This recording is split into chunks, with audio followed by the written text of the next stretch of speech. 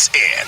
The Blitz with Jason Minnix and Sports Insiders. San Antonio Sports Star, ESPN 1250 and 94.5 FM.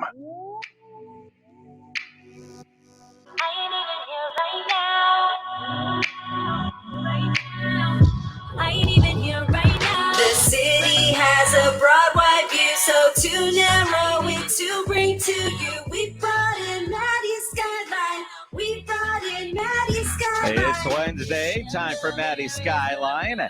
Maddy Skye, the food and culture editor for the San Antonio Express News, joins us here on the Blitz on San Antonio Sports Star, ESPN AM 1250 and 94.5 FM. Maddy, how's your week?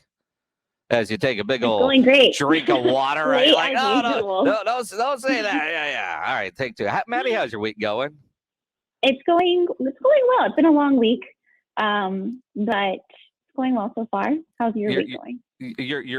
Well, it's my Friday, so it's your first week in management. So I mean, are you stressing out having to go to a bunch of ridiculous meetings and all that kind of crap yet?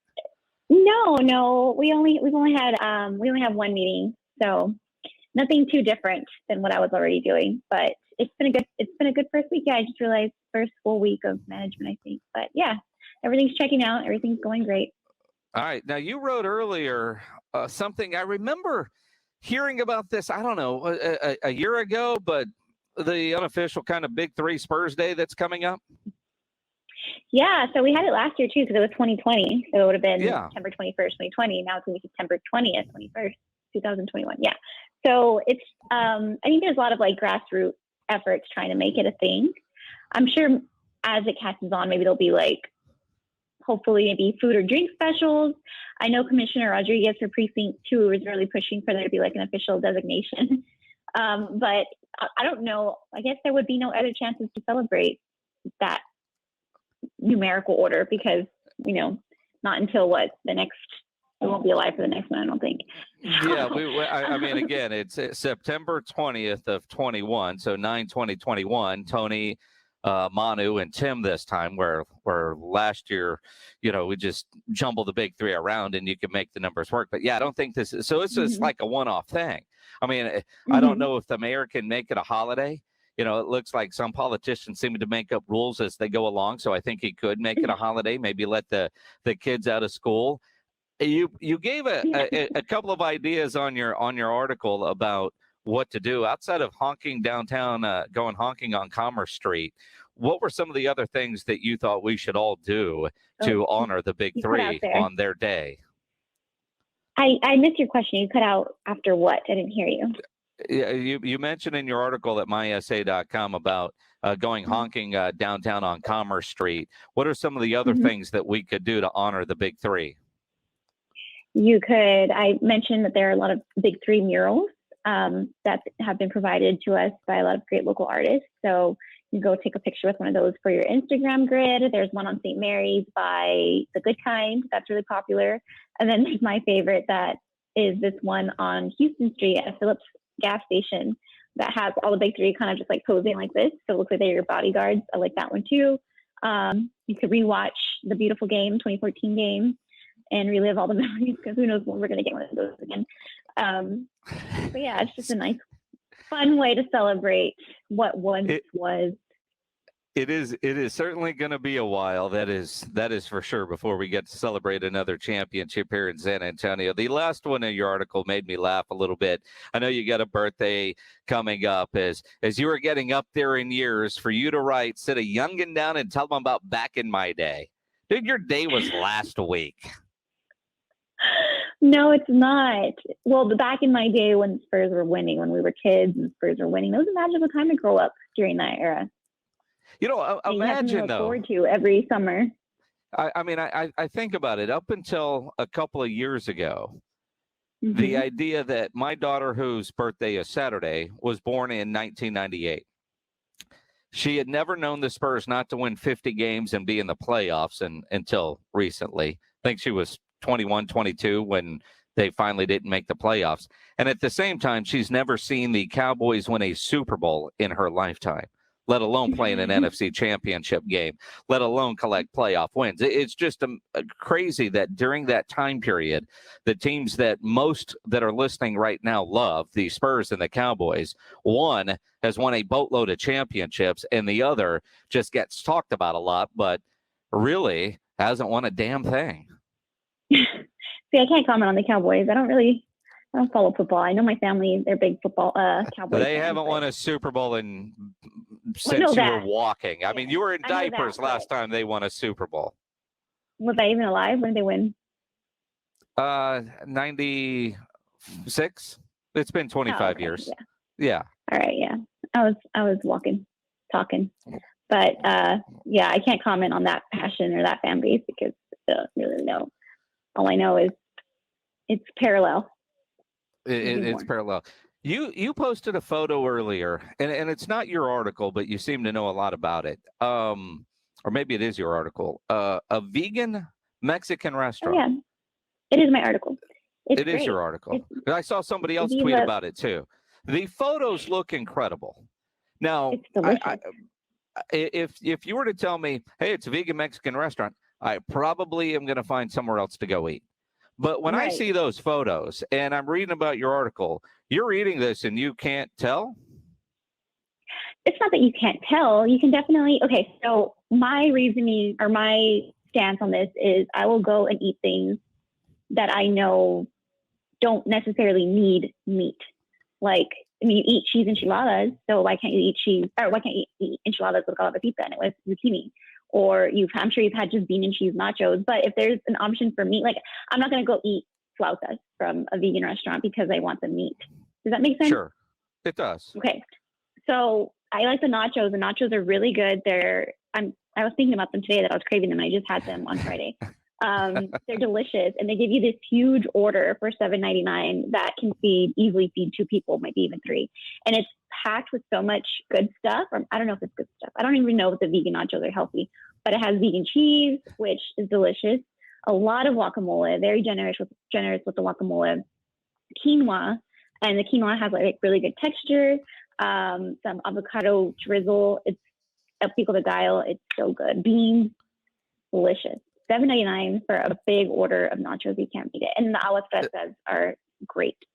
So you mentioned some. I mean, and again, I saw the photo. Went, if you put that in front of me, I'd eat it and might not know. My daughter went to college and turned vegetarian. I've eaten some things that she has either made or that I've made for her. Some I like. Most I don't, honestly. But a lot of times, if I know it going in, in the back of your mind, you're there.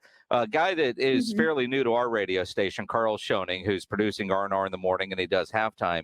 Apparently, he's on some sort of vegan diet right now. And he sent, us guys, we, in our group, Rob and Rudy, a lot of times we grill a lot. So we'll send pictures of whatever we're grilling to each other. And then Carl will chime in with a picture of, good Lord, I have no idea what he's eating. But then he'll tell you, it's some sort of weird cheese, something with goat milk, and I don't understand if you're vegan, you can have goat milk, but not. And then there was a conversation, and you may or may not be qualified to answer this, but why do they call it goat milk if it's not really goat milk? And what is almond milk? Because you really don't get milk from an almond. Why isn't it? I have no idea. I had to Google what vegan cheese was last night, so no, I'm not qualified. I just eat it, Jason. I don't know the ingredients. Well, all right, you just eat it. I thought maybe you did a little research on it to figure out vegan cheese. Why. I didn't drink goat milk, or I don't drink milk much, but I ate cheese, and that has lemon, natural yeast, and something else, but pretty good. Very creamy. Because there's times where, my daughter will say she's doing this, and I'm like, but how is that okay, but the cow isn't? They're both eating grass. The cow actually is vegetarian. All it eats is grass, right? So, I mean, there are certain times where, and she just gets mad at me and doesn't really explain, right? So I thought maybe you frustrate her, Jason. I'm her dad. Of course I frustrate her when it comes to that. But it's difficult when you go places and, she can always find something on the menu to eat. So there's restaurants that she tries to get me to go to that ain't nothing in there for me. We'll try Viva Vejeria. I promise you, the nachos are great. I sent her the article and said, next time you're here, we'll go try it. Because at the very least, I know I can get a cheese enchilada. Mm-hmm. Or a calabacita enchilada. Does it taste like a cheese enchilada? I'm not going to say that. It tastes good. It's not supposed to taste like cheese enchilada. It's supposed to taste like calabacita, like zucchini. Well, I don't know what that's supposed to. Am I going to leave there hungry and stop at a drive-thru and get a burger? I'm telling you, get the nachos. What? Do you have something against nachos? No, no, I don't. Okay, then get the nachos. There you go. Problem solved. You will be full. Yes, Mom. I will be full. That was a big plate of nachos, by the way. Yeah. You also wrote about Pat. Yeah, let's go back to the Spurs. Patty Mills will always be a San Antonio guy. Mm-hmm. He put together one hell of a goodbye video. It was so good. It was some of those things that I had already forgotten about, or forgotten how young he looked when he got here. Not that he looks old, but forgotten how baby-faced he was when he got here. And you also see his wife. You also see his wife evolve with him, which I thought was really neat. She came really young too, and now she's this fashionista and has really grown into her own in the fashion world.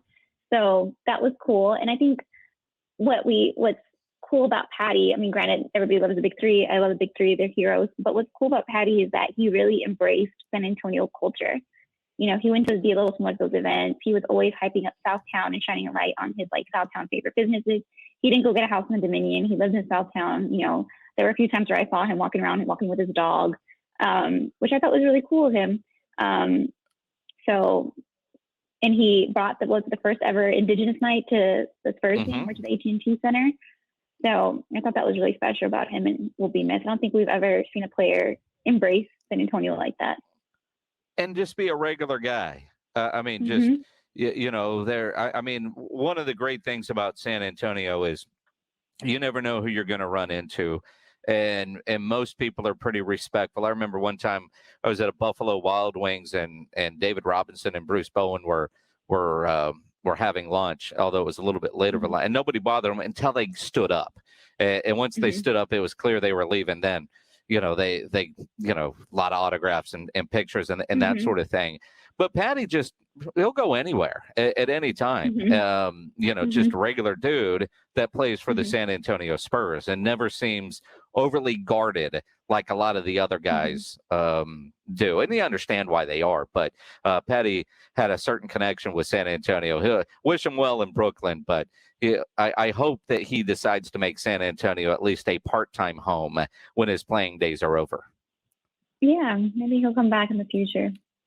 It's possible, but I think he's got a place in Hawaii, maybe a place in Northern California. A guy could live anywhere. I just hope he spends some time down here in San Antonio. What's on the docket for the big birthday weekend? Definitely dinner and some going out on Friday. We'll see what else. Friday's the actual birthday, So if you see Maddy Skye out and about on Friday, buy her a drink. Do you wear one of those deals? No, you didn't. No, I don't. I stopped wearing those. I stopped wearing those on my 21st birthday. That was enough. Oh, come on. You can wear that thing. People will pin money on you all day long. No, it'll ruin the outfit. Oh, good Lord. We'll get a sash. Get one of your Fiesta sashes and have them pin it on that. But you will, okay. but you will take free drinks. Maybe. We'll see. Maybe. Yeah. If you see Maddy out, buy her a drink. Yeah, please do. Absolutely. Maddy, happy birthday. Appreciate it. We'll talk to you next week. Awesome. Maddy Skye, Maddy Skyeline, the food and culture editor with the San Antonio Express News, as she joins us every Wednesday.